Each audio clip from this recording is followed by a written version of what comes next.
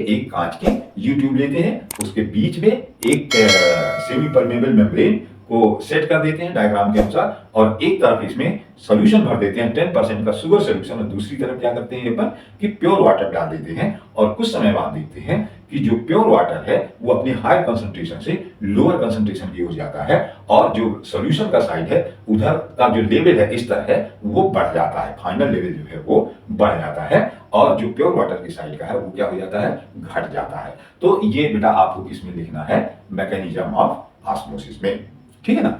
Hello दोस्तों, नमस्कार, स्वागत है आपका मेरे YouTube channel blue rays academy में। मैं हूं डॉक्टर अनूप सिंह बघेल और हाजिर हूं आपके सामने एक नए टॉपिक के साथ। टॉपिक का नाम है ऑस्मोसिस। तो बच्चों, आज हम लोगों को पढ़ना है ऑस्मोसिस, ठीक है। तो नया टॉपिक अपना स्टार्ट हो रहा है आज, ऑस्मोसिस। ऑस्मोसिस को हिंदी में और क्या कहते हो, परासरण, है ना। परासरण, परासरण जो है ये बहुत इंपॉर्टेंट टॉपिक है। इसके बारे में आज हम लोगों को डिटेल में इसकी जानकारी प्राप्त करनी है। तो सबसे पहले अपन जान लें कि परासरण है क्या। परासरण किसको कहते हैं? परासरण कहते हैं कि ऐसी क्रिया जिसमें वाटर अथवा अन्य सॉल्वेंट, पानी अथवा अन्य सॉल्वेंट को का प्रवाह सेमी परमेबल मेम्ब्रेन के थ्रू अधिक सांद्रता से कम सांद्रता की ओर होता है, उस क्रिया को क्या कहते हैं, ऑस्मोसिस या परासरण कहते हैं। तो क्या है कि वह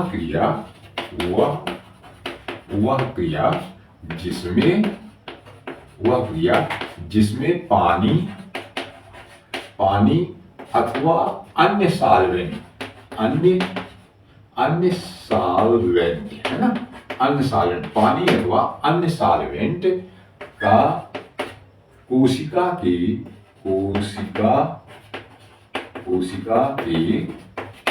अर्धपारगम्य झिल्ली के द्वारा सेमी परमेबल मेम्ब्रेन, अर्धपारगम्य झिल्ली के द्वारा, अर्धपारगम्य झिल्ली मतलब सेमी परमेबल, है ना, सेमी परमेबल मेम्ब्रेन, है ना, मेम्ब्रेन, सेमी परमेबल मेम्ब्रेन, अर्धपारगम्य झिल्ली के द्वारा स्वयं के, खुद के, है ना, खुद के या स्वयं के अधिक सांद्रता से, स्वयं के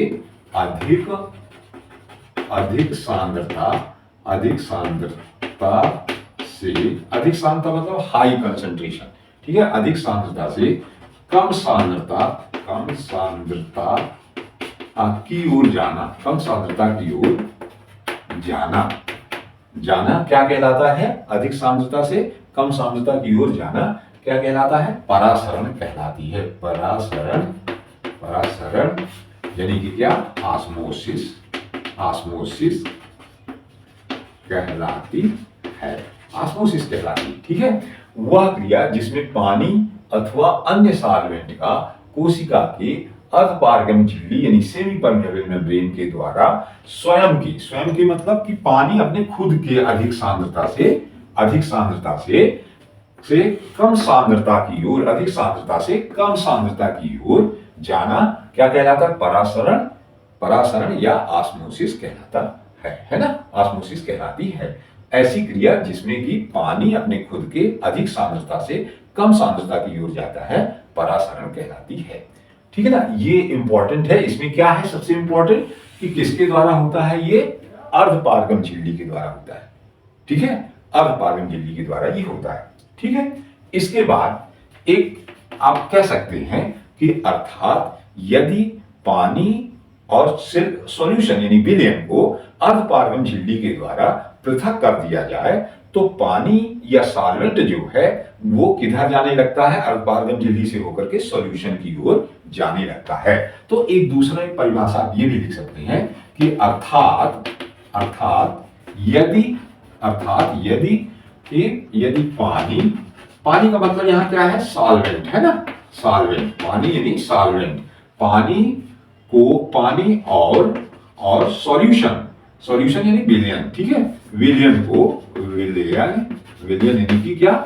सॉल्यूशन, है ना, सॉल्यूशन यानी विलयन को किससे? अर्धपारगम्य झिल्ली के द्वारा, अर्धपारगम्य झिल्ली, अर्धपारगम्य झिल्ली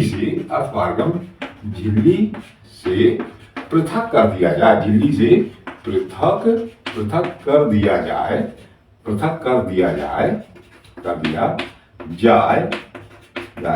तो पानी कर दिया जाए, तो पानी जो है, पानी किधर जाने लगता है?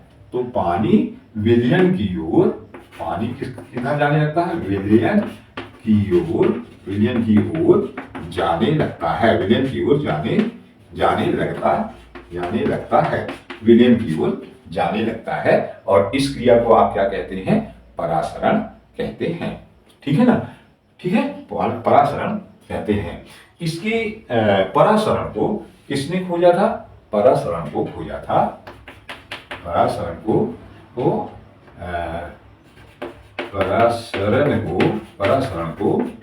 नोलेट नामक वैज्ञानिक ने कब खोजा था? 1748 में खोजा था। ठीक है ना? खोजा था। ठीक है, नोलेट नामक वैज्ञानिक ने कब खोजा था बेटा? 1848 में खोजा था। इसके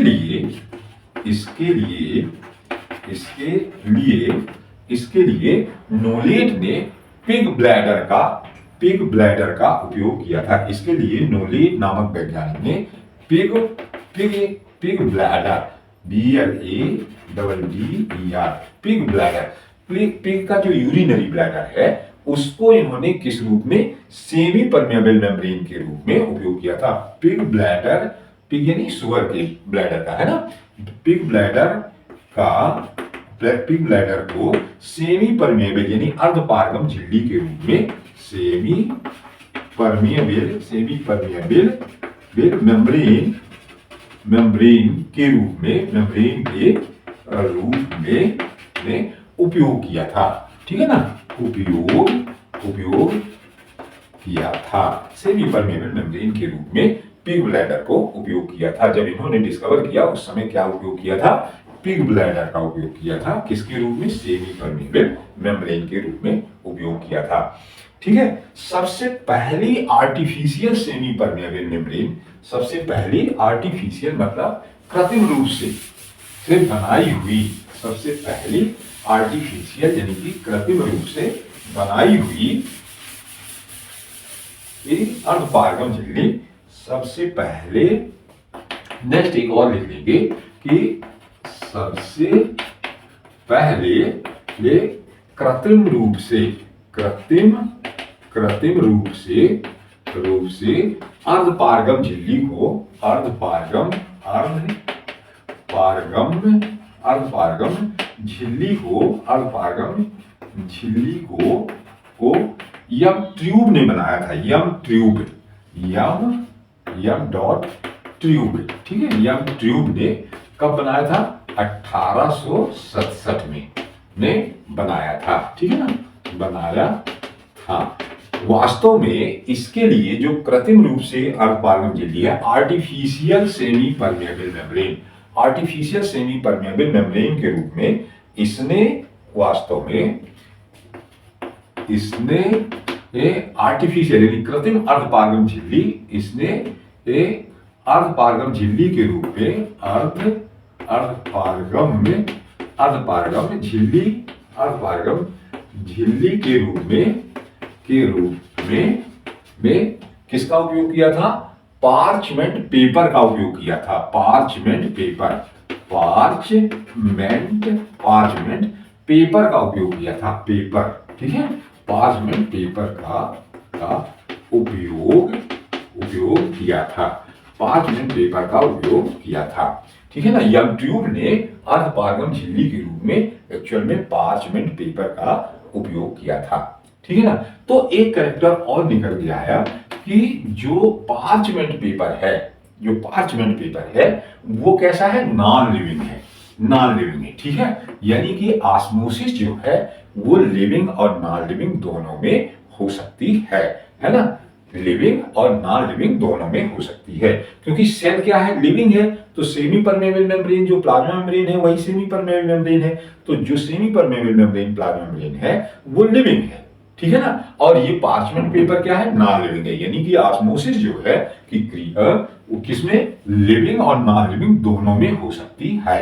अर्थात अर्थात अब ऑस्मोसिस की क्रिया जो है, ऑस्मोसिस की क्रिया जो है वो नॉन लिविंग एंड लिविंग, ठीक है, नॉन लिविंग एंड लिविंग दोनों सिस्टम में हो सकती है। दोनों प्रकार के सिस्टम में हो सकती है, ठीक है ना, हो सकती है, ठीक है, दोनों प्रकार के सिस्टम में हो सकती है, ठीक है। तो ये है क्या है, इससे जुड़े हुए कुछ कैरेक्टर हैं। जैसे ये नॉन लिविंग का यदि आप बात करते हैं तो पार्चमेंट पेपर हो गया। लिविंग सिस्टम में यदि आप बात करें तो लिविंग सिस्टम में क्या हो जाएगा कि जैसे पोटैटो ऑस्मोमीटर, पोटैटो का जो एक्सपेरिमेंट आप करते हैं अभी आगे अपन पढ़ेंगे तो वो इसमें हो जाता है। तो इस तरह से क्या है ये ऑस्मोसिस का थोड़ा सा। इसके बाद मैकेनिज्म ऑफ ऑस्मोसिस, नेक्स्ट क्या है, मैकेनिज्म ऑफ ऑस्मोसिस, ऑस्मोसिस की क्रियाविधि। थोड़ा सा अपन पढ़ लें ऑस्मोसिस की क्रियाविधि, है ना। मैकेनिज्म ऑफ ऑस्मोसिस, हेडिंग है मैकेनिज्म ऑफ ऑस्मोसिस, ऑस्मोसिस की क्रियाविधि, ठीक है, परासरण की क्रियाविधि। इसके लिए समझाने के लिए अपन एक कांच की ट्यूब लेते हैं, ठीक है, ये जो है ये क्या है, कांच की एक यू आकार की ट्यूब है, कांच की एक यू आकार की एक ट्यूब है। और ये इस तरह से, ठीक है, इसमें क्या करते हैं कि ये एक सेमी परमेबल मेम्ब्रेन अपन इस तरह से लगा देते हैं, पार्चमेंट पेपर जो है वो लगा देते हैं। ये है क्या, पार्चमेंट पेपर, ठीक है, पार्चमेंट पेपर अपन लगा देते हैं। ये किसका काम करेगा पार्चमेंट पेपर बेटा, ये करेगा किसका, सेमी परमेबल मेम्ब्रेन का, ठीक है, सेमी परमेबल मेम्ब्रेन का ये काम करेगा। ये इसमें क्या करते हैं कि एक तरफ अपन भर देते हैं क्या, सॉल्यूशन, शुगर सॉल्यूशन, 10% का शुगर सॉल्यूशन। आप इसको इस तरह से कह सकते हैं, 10% का मतलब ये है कि 10 सीसी आपने क्या भर दिया है, डाल दिया है, शुगर डाल दिया है, और उसमें क्या किया है, 90 सीसी इसमें क्या है, पानी है। इसको मिला करके आपने क्या बना लिया, शुगर सॉल्यूशन बना लिया, ठीक है। यहाँ 90 सीसी पानी है और 10 सीसी क्या है, शुगर है, इसलिए इसको अपन ने क्या किया, 10% शुगर सॉल्यूशन, ठीक है ना, शुगर सॉल्यूशन कर लिया इधर, ठीक। और इधर आपने क्या भर दिया है, इधर भर दिया है आपने प्योर वाटर।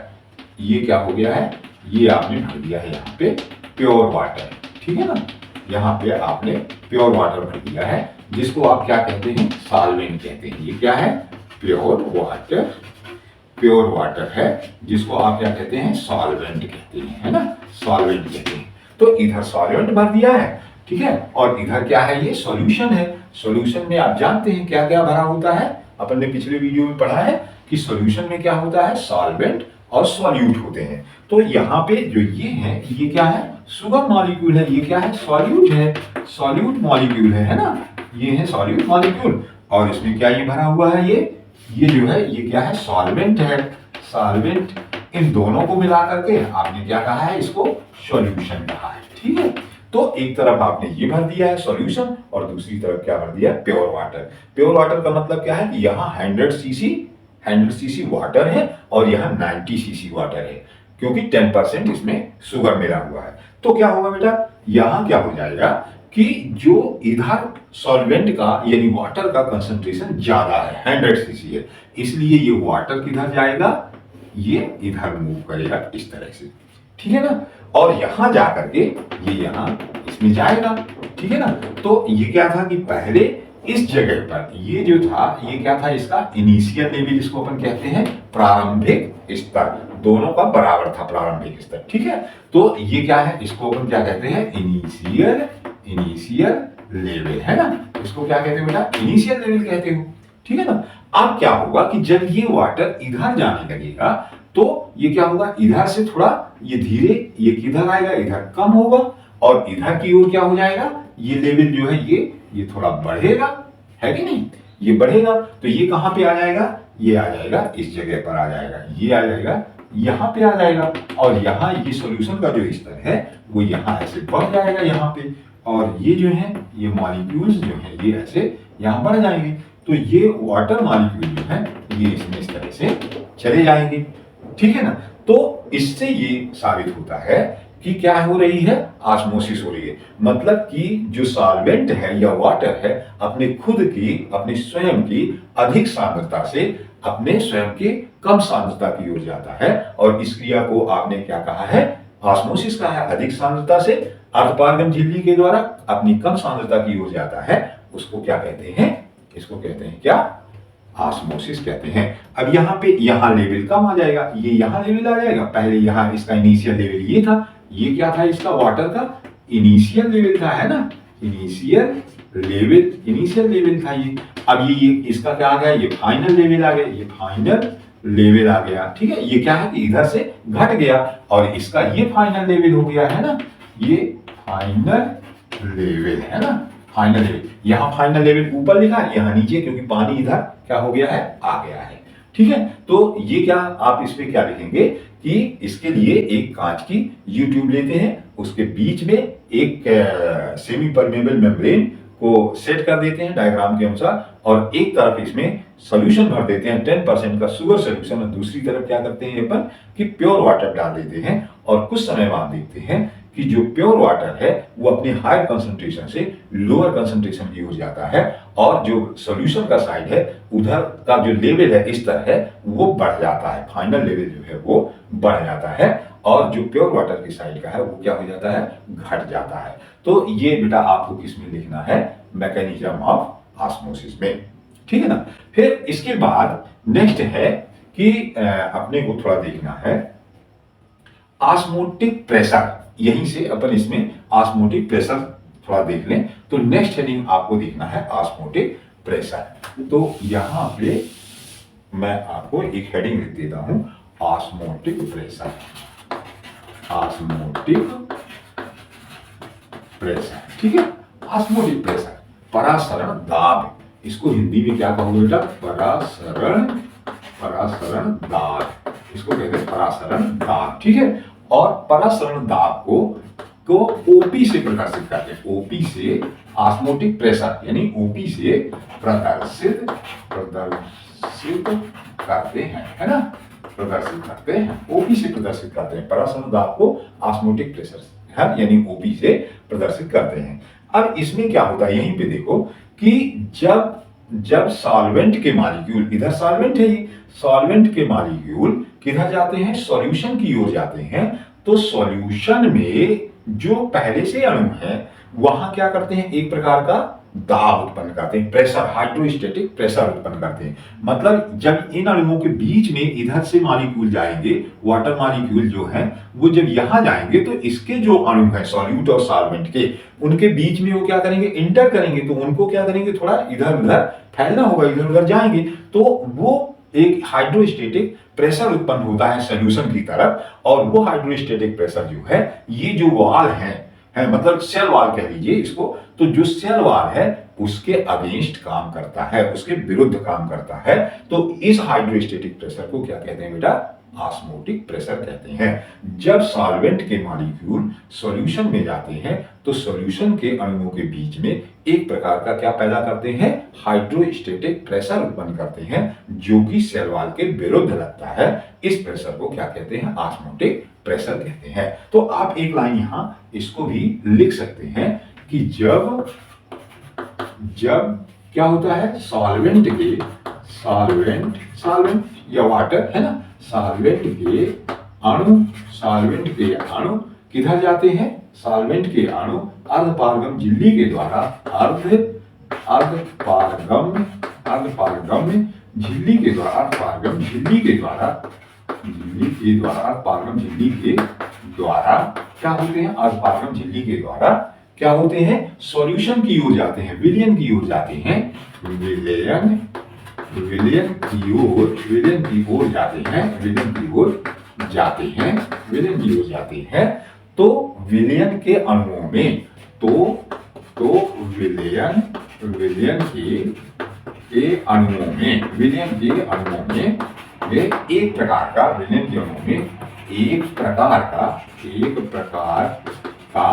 क्या उत्पन्न करते हैं? हाइड्रोस्टैटिक प्रेशर उत्पन्न करते हैं। हाइड्रोस्टैटिक प्रेशर है ना, हाइड्रोस्टैटिक प्रेशर उत्पन्न करते हैं। इस प्रेशर को क्या कहते हैं? इस प्रेशर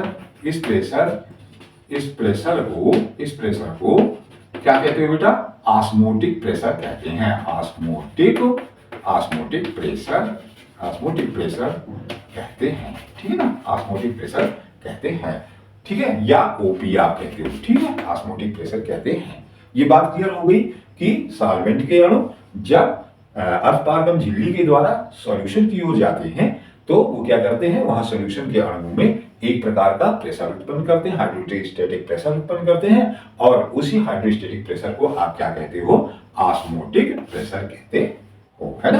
तो ये ऑस्मोटिक प्रेशर है। इसको किससे प्रदर्शित करते हैं? ओपी से प्रदर्शित करते हैं। ऑस्मोटिक प्रेशर को ओपी से प्रदर्शित करते हैं। इसमें ऑस्मोटिक प्रेशर में ही एक चीज और ध्यान देने की बात है कि जब इसमें यदि सॉल्यूशन की तरफ, यहां पर सॉल्यूशन की तरफ आप इस जगह पर कोई एक्सटर्नल प्रेशर डालिए, यहां पे कोई एक्सटर्नल प्रेशर आप यदि डालिए, एक्सटर्नल बाह्य दाब, यहां से कोई एक आप बाह्य दाब यदि डालिए, किसमें? सॉल्यूशन की ओर एक एक्सटर्नल प्रेशर यदि आप डालते हैं और इतना प्रेशर लगाते हैं कि इसका जो सॉल्वेंट के अणु है वो इधर जाना, सॉल्यूशन की ओर जाना स्टॉप हो जाए, तो क्या कहेंगे? जो वो दाब जितने में सॉल्वेंट के अणु सॉल्यूशन की ओर जाना रुक जाए या स्टॉप हो जाए, उस दाब को, वो दाब जो होता है वो किसके बराबर होता है? ऑस्मोटिक प्रेशर के बराबर होता है। एक बार फिर से ध्यान से सुनिए कि सॉल्यूशन की ओर लगाया गया वह दाब, वह प्रेशर जिसमें कि सॉल्वेंट के अणु सॉल्यूशन की ओर जाने से रुक जाए, तो उसको, वो दाब जो है वो किसके बराबर होता है? वो ऑस्मोटिक प्रेशर के बराबर होता है। एक आप और यहां पे मैं लिख देता हूं कि वह दाब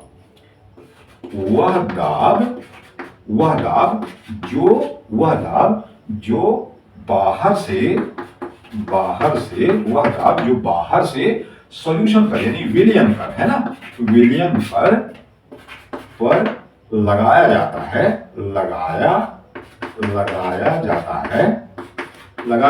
है, जिसमें क्या हो जाए? सॉल्वेंट के अणु विलयन की ओर जाना रुक जाए, जिसमें सॉल्वेंट यानी वाटर, है ना, सॉल्वेंट के अणु किसकी ओर जाना रुक जाए? विलयन की ओर। सॉल्वेंट के अणु विलयन की ओर जाना रुक जाए, विलयन की ओर जाना रुक जाए, तो यह क्या हो जाता है? यह ओपी के बराबर होता है। तो यह ऑस्मोटिक प्रेशर के बराबर होता है, ऑस्मोटिक प्रेशर के बराबर होता है। तो ये क्या है? ऑस्मोटिक प्रेशर, ठीक है ना।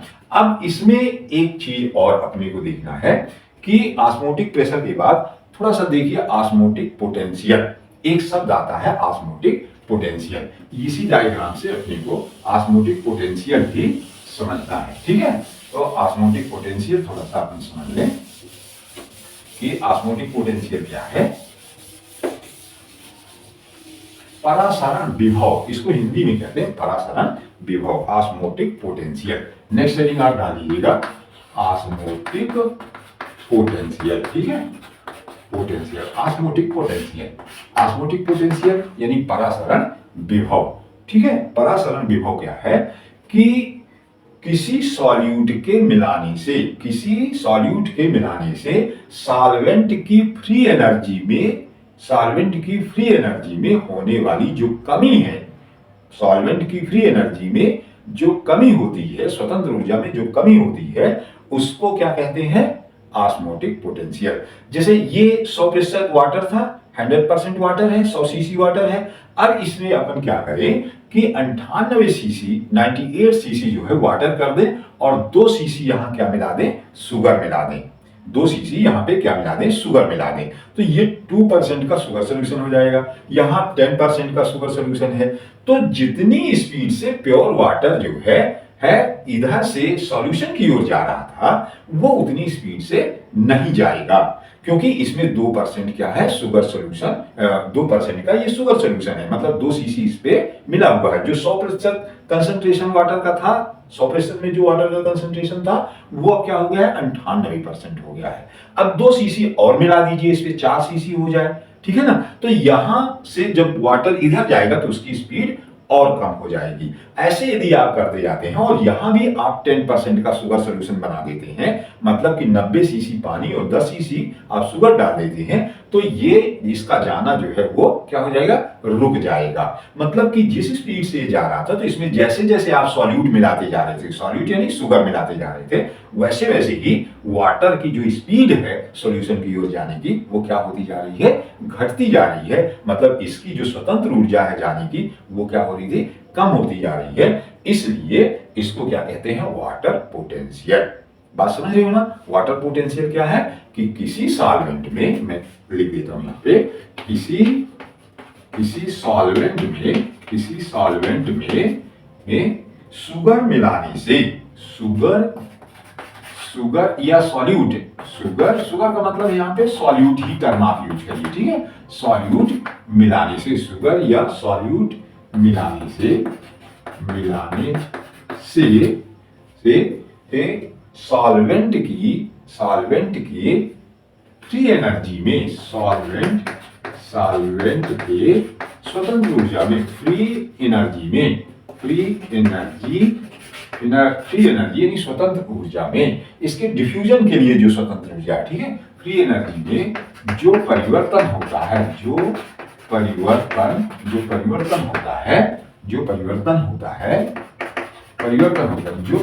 होता है, वो क्या कहलाता है? ऑस्मोटिक पोटेंशियल कहलाता है। वह क्या कहलाता है बेटा? ऑस्मोटिक पोटेंशियल कहलाता है ना? पोटेंशियल कहलाता है, ऑस्मोटिक पोटेंशियल कहलाता है, ठीक है ना। मतलब कि किसी सॉल्वेंट में सॉल्यूट को मिलाने से उसकी स्वतंत्र ऊर्जा में जो परिवर्तन होता है, उसी को अपन क्या कह रहे हैं? ऑस्मोटिक पोटेंशियल कहते हैं, ठीक है। ऑस्मोटिक पोटेंशियल को एक ग्रीक लेटर ऑस्मोटिक पोटेंशियल को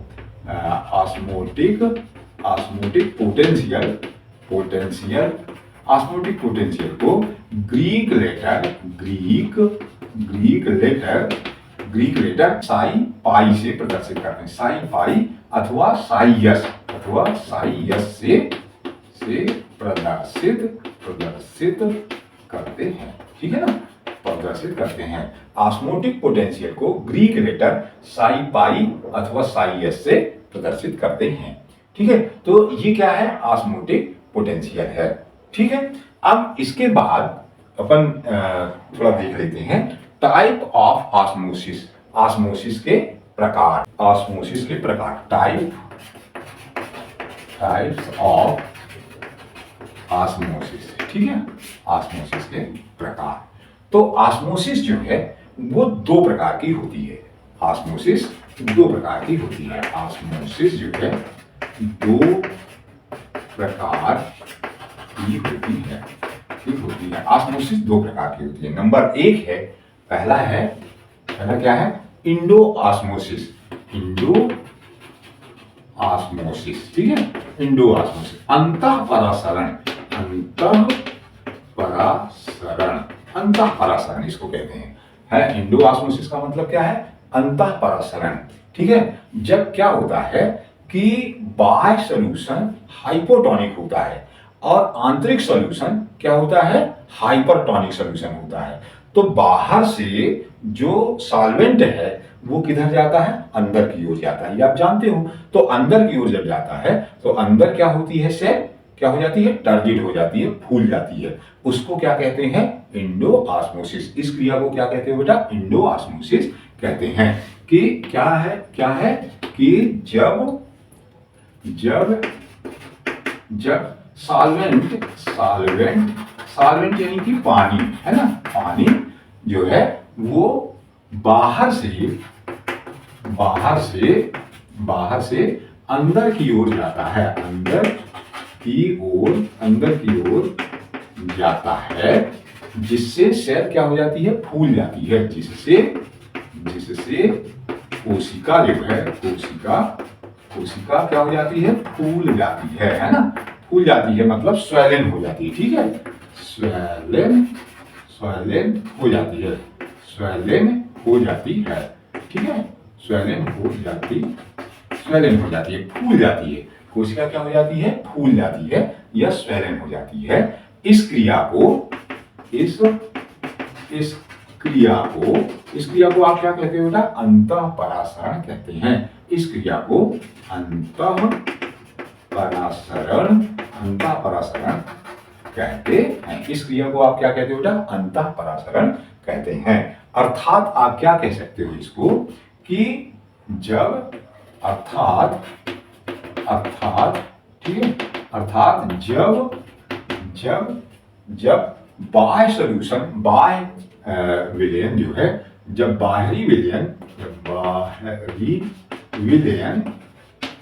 विलयन क्या होता है, हाइपोटोनिक होता है। बाहरी विलयन कैसा होता है बेटा, हाइपोटोनिक होता है। जब बाहरी विलयन हाइपोटोनिक होता है और आंतरिक विलयन और सेल के अंदर का विलयन, सेल के अंदर कौन सा विलयन होता है, हाइपरटोनिक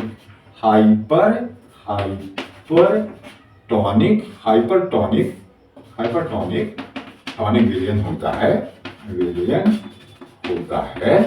होता है। तो कौन सी क्रिया होती है, अंतःपरासरण की क्रिया होती है। तो अंतःपरासरण की क्रिया होती है, अंतःपरासरण की क्रिया होती है, ठीक है ना। तो इसके लिए क्या है, एग्जाम्पल इसका क्या लेते हो, स्वेलन ऑफ रेजिन, किशमिश का फूलना। एग्जाम्पल क्या लेते हो, स्वेलन ऑफ रेजिन, ठीक है, ठीक है, किशमिश का फूलना, ठीक है, स्वेलन ऑफ रेजिन इसका है। इसमें क्या करते हो, बहुत सरल सा है, मैं बता दूं। ये आप इस तरह से क्या ले लेते हो, एक पेट्री डिस्क ले लेते हो, ये पेट्री डिस्क है और ये क्या है बेटा, पेट्री डिस्क है, इस तरह से। और इसमें आप क्या भर देते हो, पानी भर देते हो, जिसको आप सॉल्वेंट कहते हो, ठीक है, ये सॉल्वेंट भर दिया। अब यहाँ पे आपने क्या डाल दिया है, कुछ रेजिन्स डाल दिए हैं, ये जो है ऐसे, ये आपने कुछ रेजिन्स डाल दिए, ठीक है। ये क्या है बेटा, रेजिन्स है ना, रेजिन्स, ये रेजिन्स है और ये क्या है, सॉल्वेंट है, ठीक है, वाटर है, ठीक। और ये क्या है, पेट्री डिस्क है, पेट्री डिस्क, ठीक है, ये पेट्री डिस्क है। अब कुछ समय बाद आप देखोगे कि ये क्या हो गया है, ये जो ये देखिए, इसमें ये जो है क्या हो जाएंगी, ये रेजिन्स जो है ये क्या हो जाएंगे, फूल जाएंगी। ये रेजिन्स इस तरह से इसमें क्या है, फूल जाएंगी, ठीक है ना। ये रेजिन्स जो है ये क्या हो गई, फूल जाएंगी, इस तरह से स्वेलिंग हो जाएंगी, ठीक है। ये क्या हो जाएंगी, स्वेलिंग रेजिन्स हो जाएंगी, ठीक है। ये स्वेलिंग फूली हुई रेजिन्स हो जाएंगी। ये किसको प्रदर्शित करता है, इंडो ऑस्मोसिस को ये प्रदर्शित करता है, ठीक है ना। तो ये जो क्रिया है ये क्या है, इंडो ऑस्मोसिस है। इसी तरह से एक दूसरा है, दूसरा क्या है, दूसरा एक्सो ऑस्मोसिस, ठीक है ना। दूसरा है एक्सो ऑस्मोसिस। ठीक है। अब एक्जियो ऑस्मोसिस में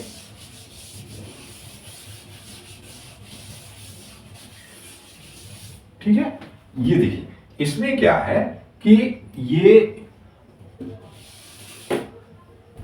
दूसरा सेकंड आप लिखिएगा एक्सो ऑस्मोसिस, है ना।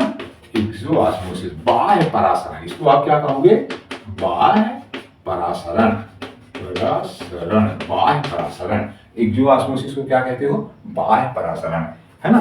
तो बाह्य परासरण किसको कहते हो कि जब क्या होता है बाह्य सॉल्यूशन जो है वो हाइपरटॉनिक होता है और सेल के अंदर का सॉल्यूशन हाइपोटॉनिक होता है, ठीक है ना। सेल के अंदर का क्या होता है, हाइपोटॉनिक होता है, तो सेल से पानी अंदर से बाहर की ओर जाता है। तो इस क्रिया को क्या कहते हो, बाह्य परासरण। मतलब सेल से कहां जाएगा, बाहर की ओर जाएगा। तो इसको आप क्या लिख सकते हो कि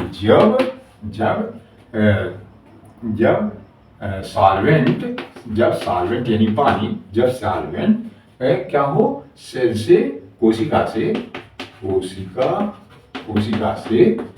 बाहर की ओर जाता है, बाहर की ओर। जब सॉल्वेंट या पानी कोशिका से बाहर की ओर जाता है, तो इस क्रिया को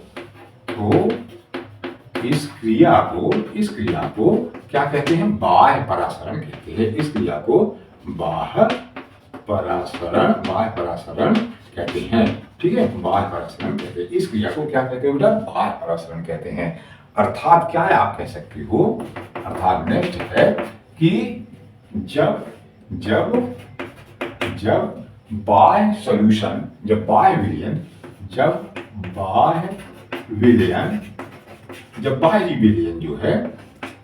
विलयन कैसा होता है, हाइपरटॉनिक होता है, हाइपरटॉनिक होता है। जब बाह्य विलयन क्या होता है, हाइपरटॉनिक होता है। और आंतरिक विलयन जो है,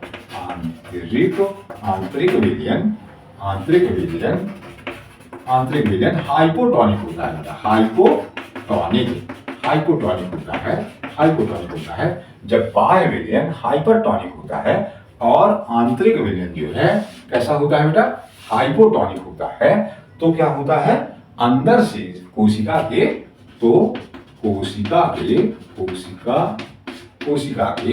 अंदर से पानी या सॉल्वेंट जो है, अंदर से पानी या सॉल्वेंट क्या होता है, पानी या सॉल्वेंट जिसको आप कहते हो, वो कहाँ जाता है, बाहर की ओर जाता है। अंदर से पानी या सॉल्वेंट बाहर की ओर जाता है। और इस क्रिया में क्या है कि सेल क्या हो जाती है, पिचक जाती है, ठीक है। इस क्रिया, पहले ये लिखते हैं कि इस क्रिया को क्या कहते हैं, बाह्य परासरण कहते हैं। इस क्रिया को बाह्य परासरण कहते हैं, बाह्य परासरण कहते हैं। और इस क्रिया में कोशिका क्या हो जाती है, पिचक जाती है। इस क्रिया में क्या हो जाता है, कोशिका क्या हो जाती है बेटा, पिचक जाती है। कोशिका जो है पिचक जाती है। पिचक जाना मतलब श्रिंक कर जाना, ठीक है, श्रिंक कर जाती है, पिचक जाती है, ठीक है ना, कोशिका पिचक जाती है। अब यहाँ देखिए ये क्या थे, स्वेलिन जो है वो रेजिन्स थी, स्वेलिन रेजिन्स थी। ये या ग्रेप्स कह लीजिए, ये क्या है बेटा, ग्रेप्स है, ठीक है। या इसी को आप चाहें तो क्या कह दें, स्वेलिन रेजिन्स, ठीक है, स्वेलिन रेजिन्स कहें। तो ये जो स्वेलिन रेजिन्स है, इसमें क्या है, यहाँ पे ये है सॉल्यूशन, ये क्या है बेटा, सॉल्यूशन है, ठीक है। और ये सॉल्यूशन कैसा है, हाइपरटॉनिक है। तो मैं आगे यहाँ लिख देता हूँ, हाइपरटॉनिक सॉल्यूशन यहाँ भरा हुआ है, ठीक है। और ग्रेप्स जो है उनमें क्या है, हाइपोटॉनिक सॉल्यूशन है इनके अंदर, ठीक है। तो ये क्या हो जाएंगे कि इससे जो ग्रेप्स हैं उनसे पानी क्या हो जाएंगे, बाहर आने लगेगा। इनसे वाटर जो है वो क्या होगा, बाहर आने लगेगा। और ये क्या हो जाएंगे, श्रिंक हो जाएंगे और रेजिन्स में कन्वर्ट हो जाएंगे। ये क्या है? हाइपरटोनिक। ठीक है, यहां भी मैं लिख देता हूं हाइपरटोनिक सॉल्यूशन। तो हाइपरटोनिक सॉल्यूशन जो है वो बाहर है और अंदर हाइपोटोनिक सॉल्यूशन है, इसलिए क्या हो जाएगा, ये जो है ग्रेप्स क्या हो जाएंगे, सिकुड़ करके रेजेंस में या किशमिश में कन्वर्ट हो जाएंगे। ठीक है ना, ये इसका इधर ए पार्ट है मैंने लिखा है और इधर आप बी पार्ट है ये। ठीक है, पहले वाले में इधर ए था इधर बी था, ये दूसरा जो है एक जो ऑस्मोसिस उसमें इस तरह का है। ठीक है ना, तो ये क्या हो गया बेटा, ये हो गया टाइप्स ऑफ ऑस्मोसिस। इसके बाद जो है नेक्स्ट क्या है, नेक्स्ट हेडिंग है कि थोड़ा सा डिमॉन्स्ट्रेशन ऑफ ऑस्मोसिस। ऑस्मोसिस का डिमॉन्स्ट्रेशन है थोड़ा सा, है ना, ये भी बहुत जल्दी से थोड़ा मैं बता दूं ऑस्मोसिस का डिमॉन्स्ट्रेशन। ठीक है, ये है demonstration of osmosis. Osmosis, demonstration of osmosis, दो प्रकार का डिमॉन्स्ट्रेशन यहां पे अपन पढ़ सकते हैं। एक तो है non living system, non living system में आप कर सकते हो, और एक कर सकते हो लिविंग सिस्टम में। ठीक है, लिविंग सिस्टम में कर सकते हो। इसका उदाहरण जो है, इसका आप पढ़ेंगे थिसिल फनल। इसका पढ़ेंगे आप थिसिल फनल। ठीक है, थिसिल फनल। ठीक है, थिसिल फनल मैं हिंदी में भी लिख देता हूं, थिसिल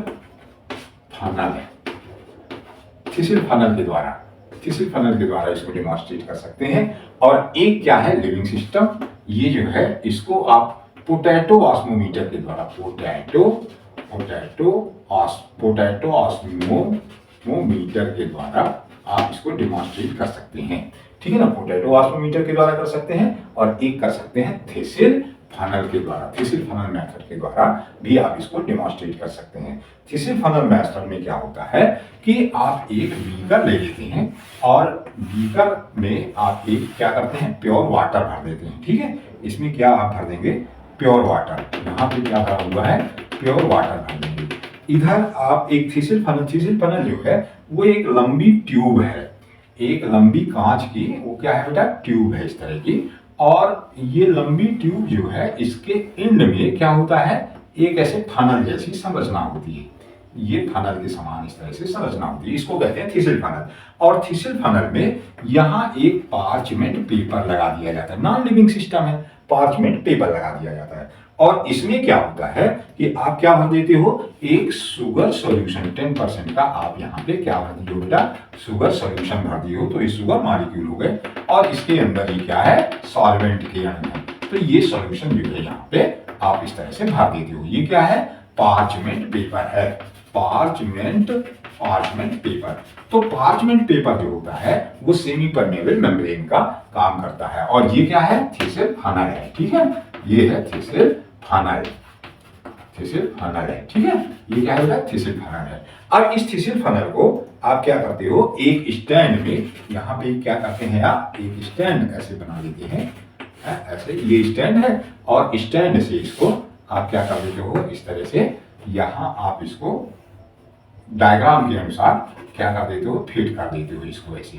ठीक है, ये जो है ऐसे यहाँ पे क्या हो जाएगा, ये फिट हो जाएगा यहाँ पे। ठीक है, ये स्टैंड है, ये है स्टैंड है ये, और ये थिसिल फनल है। इस तरह से ये क्या हो जाएगा, फंस जाएगा।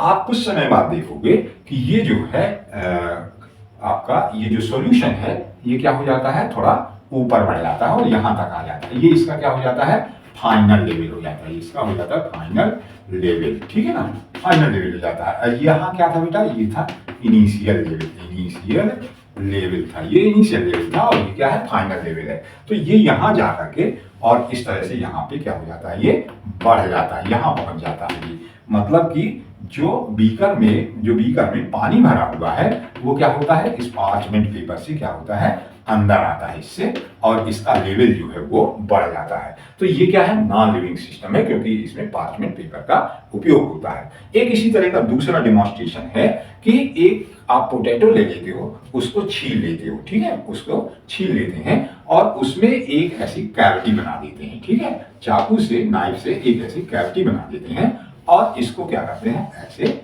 ये पोटैटो ट्यूबर है और इसको आपने क्या किया है, इसकी पील को निकाल दिया है। ये क्या है बेटा, पोटैटो ट्यूबर है, ठीक है, और इसमें ये कैविटी है।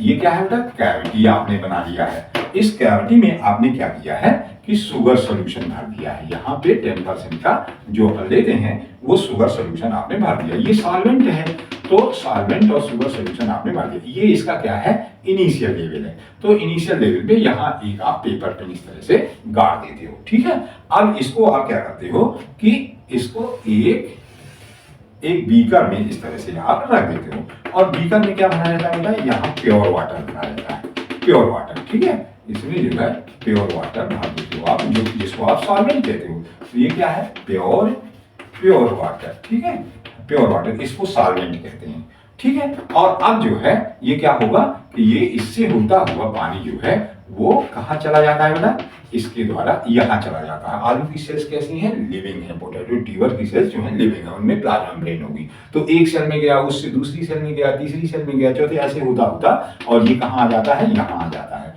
और कुछ समय बाद इसका भी लेवल जो है ये इस तरह से बढ़ जाता है। जब इसका लेवल बढ़ जाता है, इसको आप क्या कहने लगते हो बेटा, इसको आप कहने लगते हो फाइनल लेवल। और यहाँ आप एक क्या कर देते हो, यहाँ पे एक पेन लगा देते हो और इसको लिख देते हो ये फाइनल लेवल। मतलब कहने का कि हायर कंसंट्रेशन, सॉल्यूशन का हायर कंसंट्रेशन और यहाँ पे सॉल्वेंट का जो है, इससे पानी जो है ये सॉल्यूशन की ओर जाता है। हायर कंसंट्रेशन से लोअर कंसंट्रेशन से हायर कंसंट्रेशन की ओर जाता है, या कि क्या है, सॉल्वेंट की स्वयं की अधिक सांद्रता से यहाँ कम सांद्रता है तो सॉल्वेंट की तो इधर पानी जाता है और इसका लेवल बढ़ जाता है। ये किसको प्रदर्शित करता है, ऑस्मोसिस को प्रदर्शित करता है, ठीक है ना। ये क्या है, पोटैटो ऑस्मोमीटर है ना, पोटैटो ऑस्मोमीटर, ठीक है। तो ये इस तरह से जो है ये क्या है, दोनों प्रदर्शन है, ठीक है। नॉन लिविंग सिस्टम और लिविंग सिस्टम, लिविंग सिस्टम में इसका और नॉन लिविंग सिस्टम में इसका है, ठीक है ना बेटा। अब इसके बाद factors affecting to the osmosis, osmosis को प्रभावित करने वाले कारक। नेक्स्ट हेडिंग पर लेंगे ऑस्मोसिस को प्रभावित करने वाले कारक, ठीक है। ऑस्मोसिस को प्रभावित करने वाले कारक कौन कौन से हैं, ठीक है। ऑस्मोसिस को प्रभावित करने वाले कारक, factors affecting to the factors affecting to the osmosis, ठीक है। ऑस्मोसिस को प्रभावित करने वाले कारक। नंबर एक, पहला है निम्न कारक है। नंबर एक है, पहला कारक क्या है कि concentration of solution, concentration of solution, विलयन की सांद्रता जितनी ज्यादा होगी, सॉल्वेंट उतना ही उसके अंदर आएगा, यानी ऑस्मोसिस की क्रिया उतनी ही तेज होगी। यानी कि सॉल्यूशन जितना सांद्र होगा, विलयन जो है, विलयन जितना अधिक क्या होगा, सांद्र होगा, ऑस्मोसिस उतनी ही तेज होगी। ऑस्मोसिस उतनी ही अधिक होगी, ठीक है ना, उतनी ही अधिक होगी, ठीक है। दूसरा, सेकंड है कि दूसरा पॉइंट है कि आयनाइजेशन यदि होता है, आयनाइजिंग मॉलिक्यूल है विलयन में यदि आयनाइजिंग मॉलिक्यूल है, आयनीकृत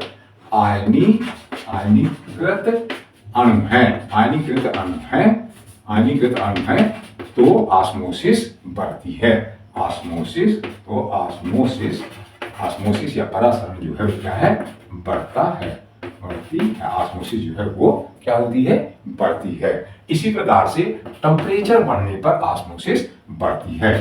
टेम्परेचर टेम्परेचर जो है टेम्परेचर बढ़ने पर ऑस्मोसिस क्या होती है, बढ़ती है। टेम्परेचर बढ़ने पर ऑस्मोसिस ऑस्मोसिस बढ़ती है ना। टेम्परेचर बढ़ने पर ऑस्मोसिस जो है वो क्या होती है, बढ़ती है। ठीक है, सॉल्यूशन की सांद्रता बढ़ने पर बढ़ती है। विलयन में यदि आयनीकृत अणु हैं तो ऑस्मोसिस बढ़ती है। तापक्रम यदि बढ़ता है, टेम्परेचर यदि बढ़ता है तो ऑस्मोसिस की क्रिया जो है क्या होती है, बढ़ती है। ठीक है, इसी प्रकार से नेक्स्ट ले लीजिए इंपॉर्टेंस ऑफ ऑस्मोसिस। ऑस्मोसिस का महत्व ऑस्मोसिस का महत्व क्या है कि ऑस्मोसिस जो है वाटर एंड मिनरल एब्जॉर्प्शन में नंबर 1 है। वाटर एंड मिनरल एब्जॉर्प्शन, पानी और खनिज तत्वों के अवशोषण में मिनरल एब्जॉर्प्शन। ठीक है, वाटर एंड मिनरल एब्जॉर्प्शन में पानी और खनिज तत्वों के अवशोषण में, मृदा से जो पानी और खनिज तत्वों का अवशोषण होता है उसमें इसकी भूमिका महत्वपूर्ण है। ठीक है, नंबर 2 दूसरा है कि जो प्लाज्मोलिसिस की घटना है, पारगम्यता की जो घटना है वो इसी पर निर्भर है। प्लाज्मोलाइसिस आगे अपन पढ़ेंगे नेक्स्ट चैप्टर, है ना। तो प्लाज्मोलिसिस की घटना किस पर निर्भर है, घटना ऑस्मोसिस पर निर्भर है, ऑस्मोसिस पर निर्भर है। ठीक है, नेक्स्ट क्या है कि जो पानी का सेल टू सेल प्रवाह होता है, एक सेल से दूसरे में, दूसरे से तीसरे में जो मूवमेंट होता है तो वो किसके द्वारा होता है, ऑस्मोसिस के द्वारा होता है। सॉल्वेंट या जो भी है ना, तो पानी का सेल टू सेल मूवमेंट या प्रवाह किसके द्वारा होता है, प्रवाह ऑस्मोसिस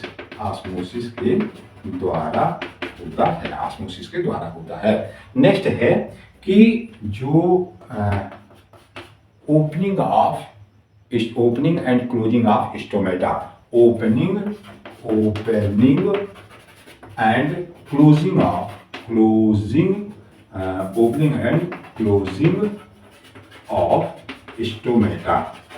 स्टोमेटा में, opening and closing of stomata में किसका रोल है, ऑस्मोसिस का रोल है।